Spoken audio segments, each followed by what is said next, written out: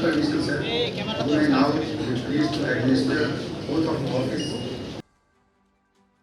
ত্রিপুরার মন্ত্রিসভায় বৃহস্পতিবার মন্ত্রিসভায় শপথ নিলেন বিজেপি বিধায়ক কিশোর বর্মন। আগরতলার রাজভবনের দরবার হলে শপথ গ্রহণ অনুষ্ঠানটি অনুষ্ঠিত হয়। নতুন মন্ত্রীর যোগদানের ফলে মুখ্যমন্ত্রী মানিক সাহার মন্ত্রিসভার সংখ্যা বেড়ে 12 জনে দাঁড়িয়েছে। সিপাহীজলা জেলার নলছর বিধানসভা কেন্দ্রের 44 বছর বয়সী বিধায়ককে রাজভবনে শপথ বাক্য পাঠ করান রাজ্যপাল ইন্দ্রসেনা রেড্ডি নাল্লো। এদিন শপথ গ্রহণ অনুষ্ঠানে বিধানসভার মুখ্যমন্ত্রী অধ্যাপক ডক্টর মানিক সাহা, মন্ত্রী সুশান্ত চৌধুরী, মন্ত্রী প্রণজিৎ সিংহ রায়, মন্ত্রী সুধাংশু দাস সহ অন্যান্যরা উপস্থিত ছিলেন।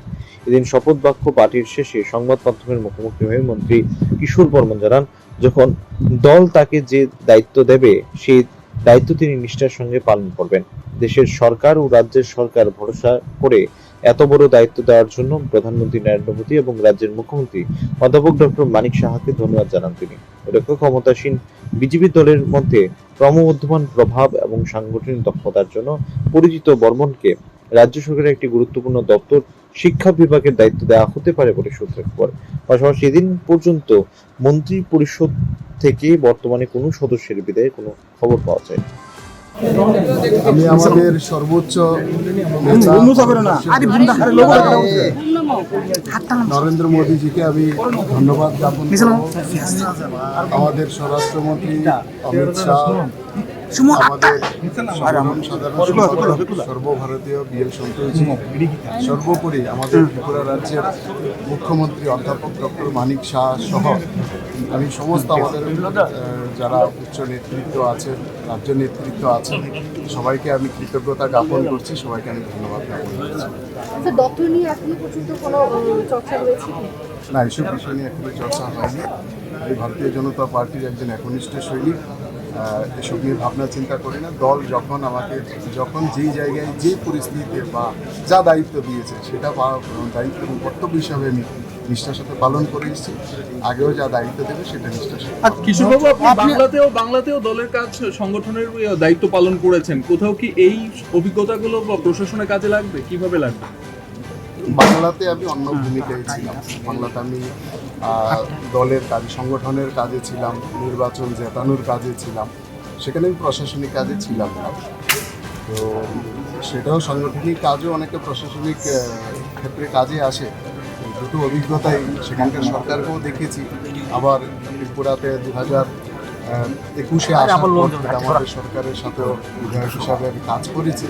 দুটো অভিজ্ঞতা মিলিয়ে আশা করি আগামী দিনে ভালোভাবে কাজ করব। কর্মী থেকে একজন বিধায়ক থেকে এখন আজকে ক্যাবিনেট মন্ত্রী, কি বলবেন আজকে এই সময়টা কেমন লাগছে আপনার? একটা নতুন অধ্যায়ের শুরু।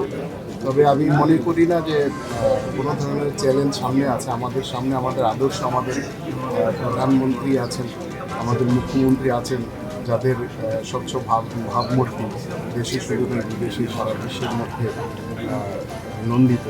তো তাদেরকে পাথর করে কাজ করবো, আশা করি কোনো অসুবিধা। ঠিক আছে। কিশোরবাবু, সভাপতি নির্বাচন নিয়ে দলের মধ্যে একটা অশান্তি, এই জায়গার কোথাও কি প্রভাব পড়বে আপনার এই শপথ গ্রহণ বা ক্যাবিনেটে?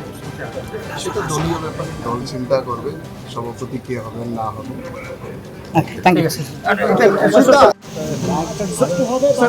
শপথ নিল কবে হবে? হয়ে যাবে, দপ্তর যখন হবে তখনই বলবো। সভাপতি খালি আছে, সেটা কি খুব তাড়াতাড়ি ফুলফিল করা হবে? সব হবে, সময়ে সব কিছু হবে, ডোন্ট ওয়ারি।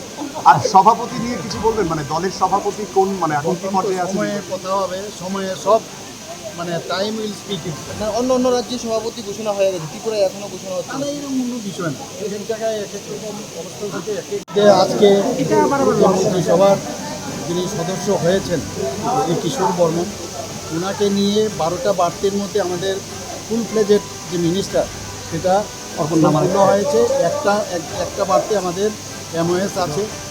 তো আমরা যেভাবে উনি আজকে যে শপথ নিয়েছেন, যে শপথের নেওয়ার পরে যা যা ওনাকে পাঠ করা হয়েছে, আশা করি সেইগুলো মাথায় রেখে আগামী দিন আমাদের যেভাবে ত্রিপুরা সামনের দিকে এগিয়ে নিয়ে যাচ্ছি আমরা, মাননীয় প্রধানমন্ত্রীজি যেভাবে আমাদের মার্গদর্শন করার, নিশ্চয়ই উনিও এর মধ্যে ভাগিদার হবেন এবং ওনাকে আমি স্বাগত জানাই।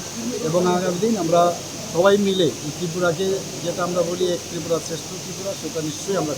Thank you.